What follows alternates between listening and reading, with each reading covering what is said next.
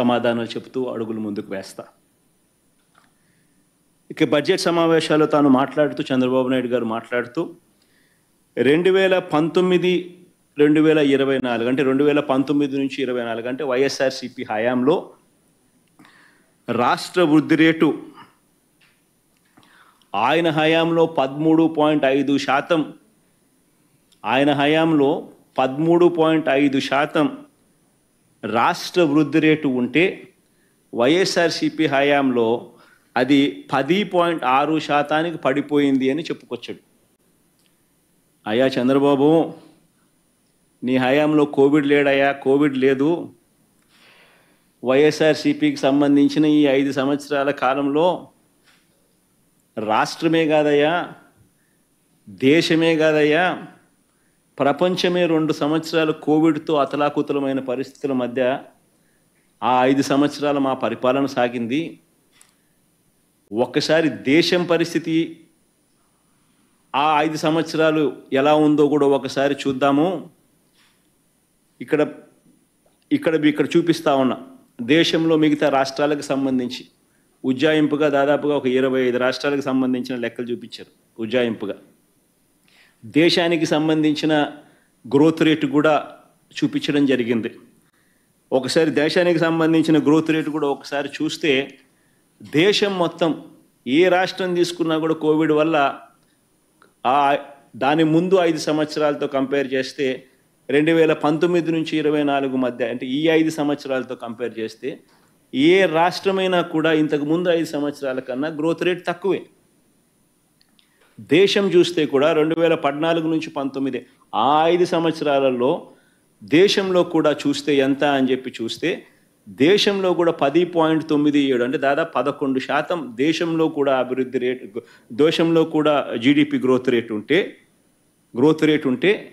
2019 నుంచి 23 అంటే ఈ 5 సంవత్సరాలకు సంబంధించి దేశంలో కూడా 9.28% తగ్గిపోయిన పరిస్థితులే కనిపిస్తాయి.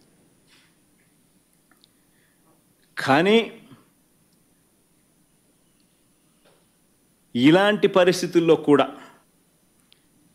ఇలాంటి ప్రతికూల పరిస్థితుల్లో కూడా కోవిడ్ 2 సంవత్సరాలు ఉన్నప్పటికీ కూడా ఒకసారి గమనించినట్లయితే రాష్ట్ర పరిస్థితి ఒకసారి గమనించినట్లయితే కోవిడ్ ఉన్న 2 సంవత్సరాలలో ఇళ్లలో నుంచి బయటికి రాలేని పరిస్థితిలో ఉన్న ప్రజలు, ప్రపంచవ్యాప్తంగా ఏ దేశ ఆర్థిక వ్యవస్థ చూసినా కుదేలైపోయిన పరిస్థితుల మధ్య కూడా 2014 నుంచి 19 మధ్య వృద్ధి రేటు కన్నా 2019 నుంచి 24లో వృద్ధి రేటు మందగించినప్పటికీ కూడా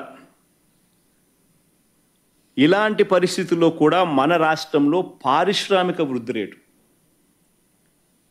అంటే ఇండస్ట్రీ గ్రోత్ రేట్, ఇండస్ట్రీ అంటే ఏంది? ఉద్యోగాలు ఇచ్చేది.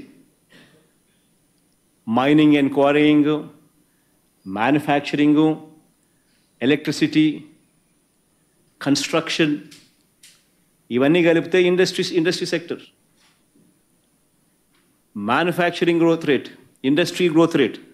ఒకసారి ఇండస్ట్రీ గ్రోత్ రేట్ అనేది ఎలా ఉంది అని చెప్పి ఒకసారి పారిశ్రామిక వృద్ధి రేట్ ఎలా ఉంది అని ఒకసారి చూస్తే 2014 నుంచి 19 అంటే చంద్రబాబు నాయుడు గారి హయాంలో 2014 నుంచి 19 సగటున 11.92% ఉంటే వైఎస్ఆర్సీపీ హయాంలో 2019 నుంచి 24లో 2 సంవత్సరాలు కోవిడ్ ఉన్నప్పటికీ కూడా చంద్రబాబు నాయుడు గారి కన్నా బెటర్గా 12.61% నమోదైంది.